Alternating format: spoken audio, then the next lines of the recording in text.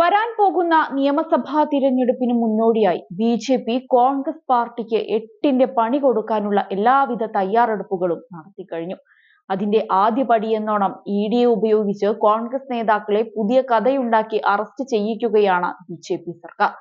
ഈ വർഷാവസാനം നിയമസഭാ തിരഞ്ഞെടുപ്പ് നടക്കാനിരിക്കെ ഹരിയാന കോൺഗ്രസിലെ 2 എം.എൽ.എമാർക്കെതിരെയാണ് എൻഫോഴ്സ്മെന്റ് ഡയറക്ടറേറ്റ് നടപടി തുടങ്ങിയത്. ഖനനവുമായി ബന്ധപ്പെട്ട കള്ളപ്പണം വെളുപ്പിക്കൽ കേസിൽ കോൺഗ്രസ് എം.എൽ.എ. സുരേന്ദർ പൻവാറിനെ അറസ്റ്റ് ചെയ്ത എൻഫോഴ്സ്മെന്റ് ഡയറക്ടറേറ്റ് സ്വകാര്യ കമ്പനികൾ വഴി വായ്പാ തട്ടിപ്പ് നടത്തിയ കേസിൽ മറ്റൊരു കോൺഗ്രസ് എം.എൽ.എ. റാവു ധൻസിംഗിന്റെയും അടുത്ത ബന്ധുക്കളുടെയും വീടുകളിലും ഓഫീസുകളിലും നടത്തിയ പരിശോധനയിൽ 1.42 കോടി രൂപ കണ്ടെടുത്തുവെന്നാണ് പറയുന്നത്. ഹരിയാന യമുന നഗറിൽ കരിങ്കല്ല്, കല്ല്, മണൽ എന്നിവ ദേശീയ ഹരിത ട്രിബ്യൂണലിന്റെ നിരോധനം മറികടന്ന് കുഴിച്ചെടുത്തതുമായി ബന്ധപ്പെട്ട് ഹരിയാന പോലീസ് രജിസ്റ്റർ ചെയ്ത കേസുകളുടെ തുടർച്ചയായാണ് സുരേന്ദർ പൻവാറിനെതിരായ ഇഡി കള്ളപ്പണ കേസ് രജിസ്റ്റർ ചെയ്തത്. 400 മുതൽ 500 കോടി രൂപയുടെ കള്ളപ്പണ ഇടപാടുകൾ നടന്നതായാണ് ഇഡി പറയുന്നത്.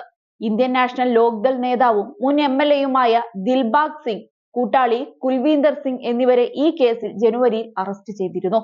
ഖനന നടപടികൾ സുതാര്യമാക്കാനും നികുതി വെട്ടിപ്പ് തടയാനുമെന്ന പേരിൽ തുടങ്ങിയ ഈ രാവണ പദ്ധതിയുമായി ബന്ധപ്പെട്ടിട്ടും ഇഡിയുടെ അന്വേഷണം നടക്കുന്നുണ്ട്.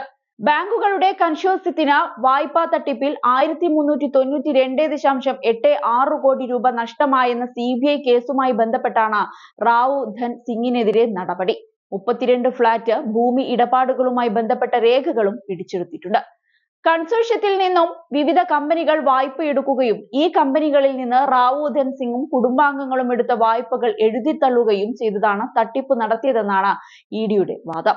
ഡൽഹി, ജംഷഡ്പൂർ, മഹേന്ദ്ര നഗർ, ഗുരുഗ്രാം എന്നിവിടങ്ങളിലായി റാവു ധൻ സിംഗിന്റെയും മകൻ അക്ഷത് സിംഗ്, അടുത്ത ബന്ധുക്കൾ, 2 സ്വകാര്യ കമ്പനികളുടെ പ്രൊമോട്ടർമാർ തുടങ്ങിയവരുടെ വീടുകളിലും ഓഫീസുകളിലുമായിരുന്നു പരിശോധന.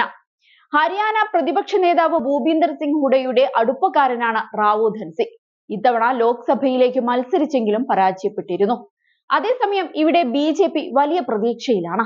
ഹരിയാന തിരഞ്ഞെടുപ്പിൽ തനിച്ച് മത്സരിക്കുമെന്ന് പ്രഖ്യാപിച്ചിരിക്കുകയാണ് എ.എ.പി.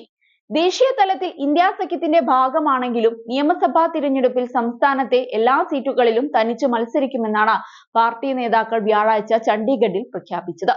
ലോക്സഭാ തിരഞ്ഞെടുപ്പിൽ സഖ്യമായിട്ടായിരുന്നു കോൺഗ്രസും എ.എ.പിയും ഹരിയാനയിൽ മത്സരിച്ചത്. ഹരിയാനയിലെ ജനങ്ങൾ എ.എ.പി. സർക്കാർ സംസ്ഥാനത്ത് വരണമെന്ന് ആഗ്രഹിക്കുന്നുവെന്നും അരവിന്ദ് കെജ്രിവാൾ ഹരിയാനക്കാരനാണെന്നും നിയമസഭാ തിരഞ്ഞെടുപ്പിൽ തനിച്ച് മത്സരിക്കാനുള്ള തീരുമാനം പ്രഖ്യാപിച്ചുകൊണ്ട് പഞ്ചാബ് മുഖ്യമന്ത്രി ഭഗവത് മാൻ പറഞ്ഞിരുന്നു. 2019 തിരഞ്ഞെടുപ്പിൽ സംസ്ഥാനത്തെ 90-ൽ 46 സീറ്റുകളിലും എ.എ.പി. മത്സരിച്ചിരുന്നു. എന്നാൽ 1% താഴെ മാത്രം വോട്ടാണ് നേടിയത്.